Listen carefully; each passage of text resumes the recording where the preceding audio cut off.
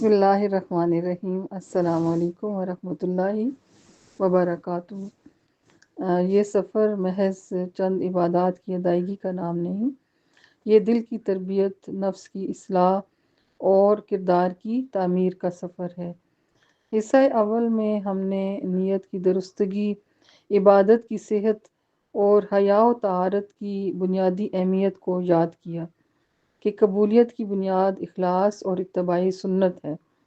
حصہ دوم میں ہم نے اپنے رویوں، آداب، پردے، خاموشی، نظم و ضبط اور دوسروں کے حقوق کی حفاظت جیسے ان اعمال کا جائزہ لیا جو بظاہر معمولی دکھائی دیتے، مگر حرمین کی مقدس فضا میں یہی اعمال عبادت کی روح کو روشن یا مدھم کر دیتے ہیں۔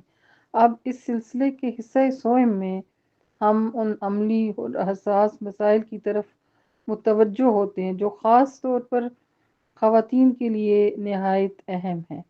یہ وہ مواقع ہیں جہاں معمولی سی بے احتیاطی عبادت کو متاثر کر سکتی ہے اور معمولی سی بیداری عمل کو نور سے بھر سکتی ہے۔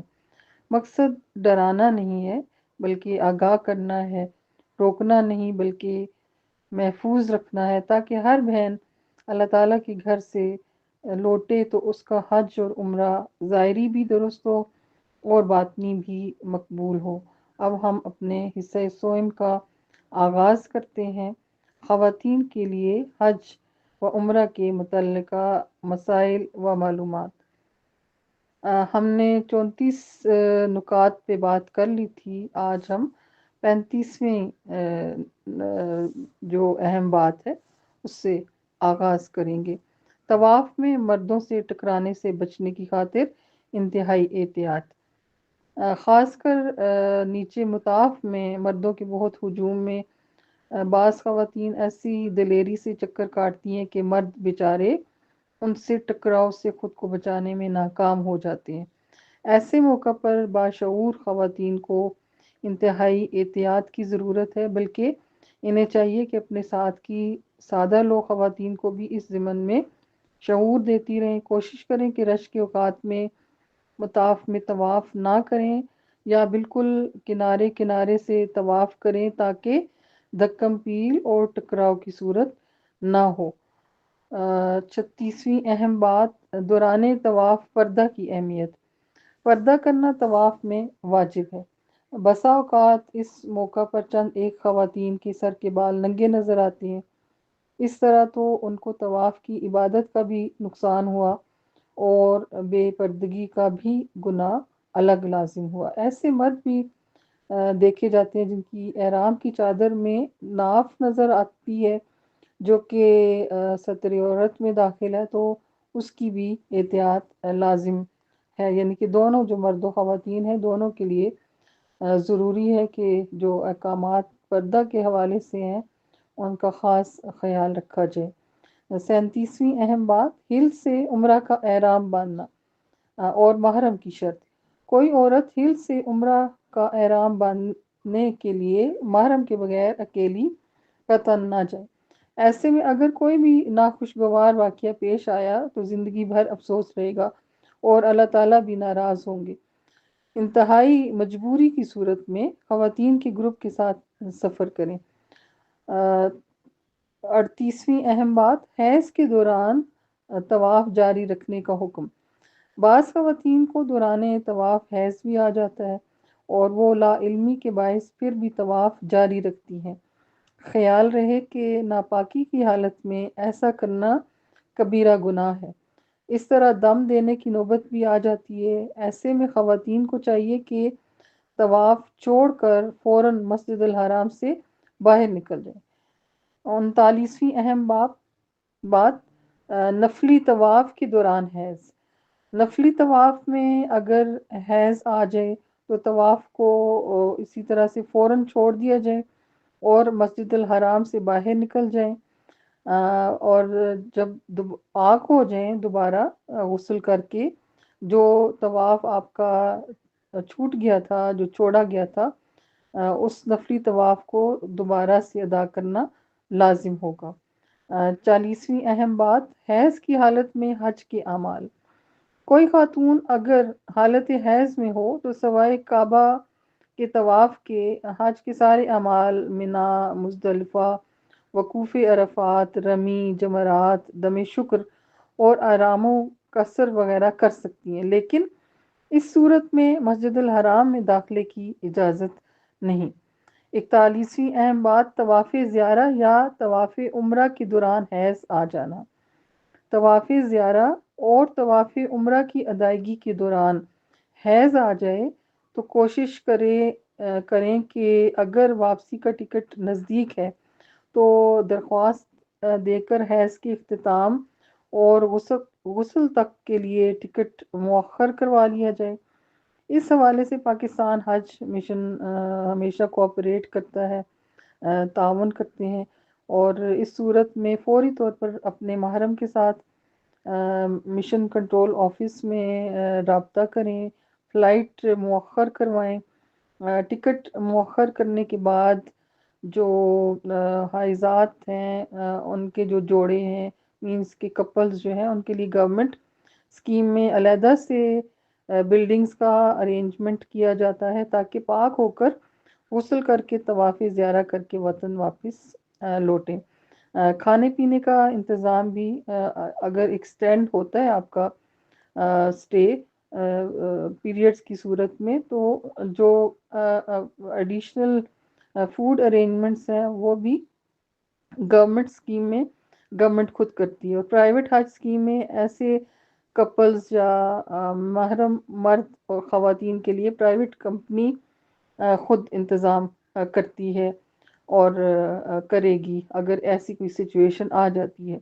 اگر کوشش کے باوجود ٹکٹ مؤخر نہ ہو سکے تو طواف زیارہ اگر حیض میں مجبوراً کیا تو اونٹ، اونٹنی، بیل، گائے، بھینسا یا بھینس میں سے کسی جانور کی حرم کی حد میں لازمی آپ کو ذبیحہ کرنا پڑے گا، ذبح کرنا پڑے گا۔ ایسی انتہائی صورت میں استغفار اور ندامت سے پاکی میں طواف کرے۔ طواف عمرہ ایام حیض میں کرنے سے بکرا، بکری، بھیڑ یا دمبا جرمانہ کے طور پر حدود حرم میں ذبح کرنا ہوگا۔ 42ویں اہم بات طواف زیارہ کو مقدم کرنا 10 ذی الحج کو۔ اگر 10 ذی الحج کے دن ایام حیض شروع ہونے کا پختہ یقین ہو تو وقوف مزدلفہ کے بعد وہ ہر کام سے قبل طواف زیارہ کو مقدم کریں، یعنی کہ خواتین جو ہیں جن کو یہ اندیشہ ہو کہ پیریڈز ہو جائیں گے، ان کا آغاز ہو جائے گا، شروع ہو جائیں گے، تو ان کو چاہیے کہ وہ ہر کام سے قبل طواف زیارہ کو مقدم کریں، یعنی کہ سب کام چھوڑ کر سب سے پہلے طواف زیارہ کرنے، جلد از جلد مسجد حرام پہنچنے، صحیح مقدم نہ کی ہو تو وہ بھی کرے۔ مذکورہ اعمال کی تکمیل پر بعد میں رمی، دم شکر اور بال کاٹنے کے اعمال کریں تاکہ پاکی کی حالت میں طواف زیارہ کر سکیں۔ حائضہ عورت کے ساتھ محرم بھی مجبوراً ساتھ ہی ایسا کرے، یعنی طواف زیارہ مقدم کر لے، پہلے کر لے۔ اگر آپ کو یہ لگ رہا ہے کہ پیریڈز آ جائیں گے تو پھر آپ خلاف ترتیب بھی کر سکتے ہیں۔ 43واں اہم نقطہ یہ ہے کہ بغیر طواف زیارہ اگر وطن واپسی ہوتی ہے آپ کی، اگر کسی خاتون نے بغیر طواف زیارہ کیے بغیر وطن واپسی کر لی تو اب اس کا حج ناقص ہے، کیونکہ یہ طواف زیارہ حج بیت اللہ کا ایک اہم فرض رکن ہے، اور طواف زیارہ والا فرض صرف دم وغیرہ سے کبھی بھی ادا نہیں ہوتا، لہٰذا مسائل کو سیکھ کر جائیں، اسی میں عافیت ہے۔ 44ویں اہم بات یہ ہے کہ طواف زیارہ میں تاخیر پر دم، مرد یا پاک عورت طواف زیارہ 12 ذی الحجہ کو کے غروب آفتاب سے قبل نہ کر سکے تو دونوں پر دم واجب ہے، لیکن حائضہ اور نفسہ عورت پر واجب نہیں، لیکن وہ پاک ہو کر غسل کے بعد طواف زیارہ کرے گی اور اس تاخیر پر کوئی دم یا جزا واجب نہیں ہوگی۔ 45ویں اہم بات طواف زیارہ سے قبل مباشرت کا حکم۔ جب تک طواف زیارہ نہ کیا ہو تب تک میاں بیوی ایک دوسرے کے لیے حلال نہیں ہوں گے، اور اس لیے میاں بیوی کے درمیان کسی طور بھی طواف زیارہ سے پہلے مباشرت نہیں ہو سکتی، ورنہ گناہ تو جو ہوگا وہ ہوگا، اور ایسے میں جزا کا سلسلہ بھی جاری ہوگا۔ خیال رکھے ازدواجی تعلقات قائم کرنے سے پہلے میاں اور بیوی دونوں کو طواف زیارہ کرنا لازم ہے۔ اگر کسی عورت نے طواف زیارہ اور قصر نہ کیا ہو اور شوہر سے مباشرت کی تو بڑا جانور یعنی کہ 7 حصوں والا جانور حرم میں ذبح کرے گی۔ مرد کے لیے بھی یہی حکم ہے۔ اگر صرف طواف زیارہ کرنا باقی ہو، قصر کر لیا ہو تو دم ہوگا، یا قصر باقی ہو اور طواف زیارہ کر لیا ہو تب بھی دم ہوگا، دونوں میں سے ہر ایک پر، یعنی کہ ہسبینڈ پر بھی اور وائف پر بھی، دونوں میاں بیوی پر دم آئے گا۔ 46ویں اہم بات، حیض کی وجہ سے طواف زیارہ چھوٹنے کی صورت میں مشورہ۔ اگر طواف زیارہ حیض کی وجہ سے چھوٹا ہو تو موقع پر اپنے ہی مسلک کے حج و عمرہ کے مسائل میں تجربہ کار مفتی صاحب یا مولوی صاحب سے مسئلہ معلوم کریں، کیونکہ مسائل کی طوالت کے پیش نظر ہر مسئلہ یہاں پہ بیان نہیں کیا جا سکتا۔ 47واں نقطہ یہ ہے کہ طواف وداع کے دوران اگر حیض آ جاتا ہے، وطن واپسی کے قریب کے وقت طواف وداع کے دوران اگر حیض آ جائے تو طواف ادھورا چھوڑ کر فوراً مسجد الحرام سے باہر نکل آئیں۔ اس صورت میں یہ طواف معاف ہے، اس پر کوئی دم بھی نہیں۔ بہتر ہے کہ حج کے اعمال کی ادائیگی کے بعد واپس مکہ مکرمہ اور بلڈنگ آ جائے تو پاکی میں کوئی نفلی طواف کرے، اور پھر یہی طواف جو ہے وہ پھر طواف وداع کا قائم مقام ہو سکتا ہے۔ مرد کے لیے بھی عورت کے لیے بھی البتہ آخری دن واپسی سے پہلے طواف وداع افضل ہے، اور اگر واپسی تک حیض کی حالت میں ہی رہی اور طواف وداع نہ کر سکے تو حائضہ خاتون پر عذر کے باعث طواف وداع معاف ہے۔ 48ویں اہم بات یہ ہے کہ سعی میں دوڑنا میلین اخضرین کے نیچے۔ بہت سی خواتین کو دیکھا گیا ہے کہ سعی میں میلین اخضرین کے نیچے مردوں کی نقل میں دوڑتی ہیں۔ یہ عمل سنت کے خلاف ہے۔ عورت کا سبز روشنی کے درمیان دوڑنا جائز نہیں ہے۔ 49ویں اہم بات، احرام سے نکلنے کے لیے بال کاٹنے کی مقدار۔ بعض خواتین احرام سے باہر نکلنے کے لیے انگلی کے پورے کے مقدار سے بال کم کاٹتی ہیں، اس سے وہ حالت احرام سے نہیں نکل سکتی اور جرمانے بھی جاری ہو جاتے ہیں، لہٰذا احتیاط کی ضرورت ہے۔ یاد رہے کہ احرام سے نکلنے کے لیے خواتین کے لیے پورے سر کے کم از کم چوتھائی بالوں کا ایک پور سے کچھ زائد بال کاٹنا واجب ہے۔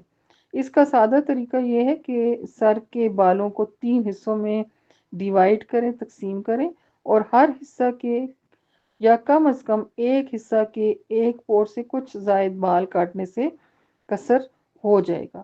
بہت ساری باتیں ہیں جن کو ذکر کرنا یہاں ویڈیو کی طوالت کا سبب بن سکتی ہیں۔ اللہ تعالیٰ سب کو حج مبرور اور عمرہ مبرور کی توفیق عطا فرمائے، آمین ثم آمین۔ اور آخر میں جو ہے وہ آپ کے لیے یہ گزارش ہے کہ آپ اللہ تعالیٰ کے گھر کی مسافر بہنیں ہیں، اور آپ یاد رکھیں کہ یہ سفر صرف ایام حج تک محدود نہیں، یہ پوری زندگی کی تبدیلی کا نام ہے۔ اگر حرمین کی فضا میں سیکھی گئی حیا، صبر، نظم، پردہ اور ادب واپس آ کر بھی ہمارے ساتھ رہے تو سمجھے کہ حج نے ہمیں بدل دیا۔ اللہ تعالیٰ ہمارے ظاہری اعمال کو بھی درست فرمائے اور باطن کو بھی پاکیزہ بنائے، ہمارے قدموں کے طواف کو دلوں کے طواف میں بدل دے، ہماری صحیح کو مغفرت کی دوڑ بنا دے۔ یا رب العالمین ہمیں حج مبرور، عمرہ مقبول اور زندگی بھر تیری رضا کے راستے پر قائم رہنے کی توفیق عطا فرما، آمین یا رب العالمین۔